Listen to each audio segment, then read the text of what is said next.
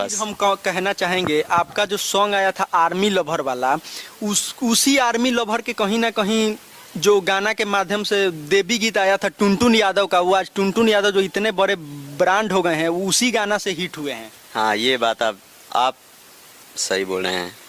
Army पे first गाना हमने गाया है। आप कहीं भी कोई भी आपके जितने भी दर्शक हैं या जो भी देखेंगे, आप एक बार सर्च करके देख लीजिएगा, अगर मेरे बात पे बिलीव नहीं होगा तो।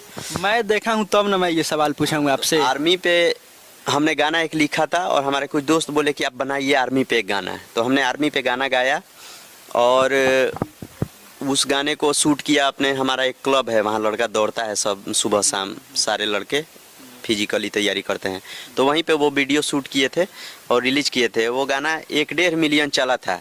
तब तक सीजन आ गया देवी गीत का, तो हमने तैयारी किया था देवी गीत के लिए भी उस ट्रैक पे। क्या है कि चलन है भोजपुरी में कि कोई लोक गीत आया तो उसी पे देवी गीत, उसी पे छठ गीत, क्या है कि वो ट्रैक बजा हुआ है, सब लोग सुना है, पसंद करते हैं। तब तक क्या हुआ कि चुनाव का माहौल था मुखिया का, उसमें हम बिजी हो गए। एक भाई मेरा चुनाव लड़ रहा था, उसमें कुछ थोड़ा सा बिजी हो गए, मनीष भैया के ऊपर करके गाना। हाँ, तो उसमें थोड़ा बिजी हम हो गए और स्टूडियो भी भीड़ चल रहा था चुनाव को लेकर, तो हमको थोड़ा लेट हुआ। तब तक टुनटुन यादव का गाना आ गया शिल्पी राज के साथ और वो गाना वायरल हो गया, तो फिर हम नहीं गा पाए। हम बोले हमको पसंद नहीं पड़ता है कोई एक गाना गा दिए तो फिर उसी को मैं भी गाऊँ, वो भी गाए, वो भी गाए, इसलिए नहीं गाया। और वो यादव को एक बहुत अलग ही पहचान मिल गया उस गाना से। वो लक कहिए, उनका लक कहिए कि वो गाना मतलब ब्लास्ट हो गया और उसी गाना से आज जो भी हैं वो उस गाना के माध्यम से आज जो भी हैं उनको उस गाना को लेकर ही आज वहाँ तक पहुँचे हैं। जितना भी उनके हिट गाने आए हैं उस गाने के बाद ही आए हैं। हाँ, उस गाने के वही गाना उनको अलग पहचान दिया, उसके बाद जो भी गाने आए बजते चले गए। अच्छा, हत्या लूट रंगदारी में बनाम हो, कई गो जिला में हम तो बानी बदनाम हो, आ हमरा काटे में फरारी अब आजादी लगेला, आ झूठो परल बारू प्यार में तू हमारा ए जान, हमरा नमवा के आगे अपराधी लगेला। ये गाना जो मतलब इतना बवाल मचा था इस गाने पे। इस सॉन्ग को पता है आपको, रितेश पांडे कॉपी किए थे। आपका एक सॉन्ग आया था जेल के बेल, जेल वाला जो सॉन्ग आया था, ये रंगदारी सॉन्ग लगातार आप गाते हैं, उस पे रितेश पांडे कॉपी किए थे, जो आज कहीं ना कहीं 100 मिलियन उस पे व्यूज है। हाँ, 100 मिलियन से प्लस है। और वो मेरा ही गाना था, थोड़ा सा शब्द और लाइन को चेंज करके, कंपोजिशन चेंज करके उन्होंने गाया था।